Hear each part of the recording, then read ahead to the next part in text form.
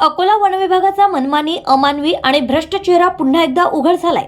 सांख्यिकी नंबरच्या आड बोगस मजूर भरती करून पात्र मजुरांना डावलण्याचा गंभीर आरोप वनविभागावर करण्यात आलाय। हा संपूर्ण प्रकार 12,991 वनसेवक पदांच्या भरतीशी संबंधित असल्याचं सांगण्यात येत आहे।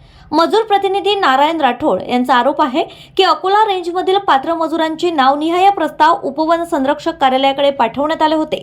मात्र हे प्रस्ताव वरिष्ठ कार्यालयाकडे पाठवताना जाणीवपूर्वक नावे लपवून केवळ संख्यात्मक आकड्या पाठवण्यात आल्या आहेत। यामुळे पात्र मजुरांच्या जागी मर्जीतील व बोगस लोकांना घुसवण्याचा मार्ग मोकळा झाल्याचा आरोप केला जातोय।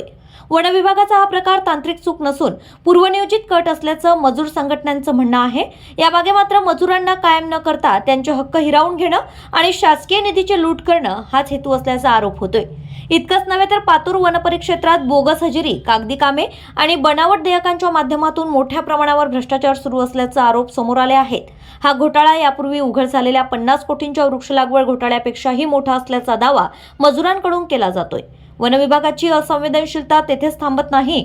मजुरांना गेल्या 7 महिन्यांपासून वेतन मिळालेलं नाही। मात्र मजुरांच्या विरोधात न्यायालयात हरलेली प्रकरणे लढण्यासाठी वन विभागाने कोट्यवधी रुपये वकिलांच्या फीवर खर्च केल्याचा आरोप आहे।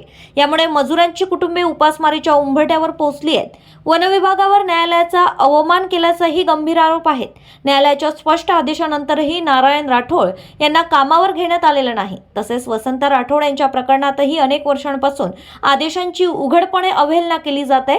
या सर्व अन्यायाच्या विरोधात नारायण राठोड 22 डिसेंबर पासून जिल्हाधिकारी कार्यालयासमोर आमरण उपोषण करणार आहेत।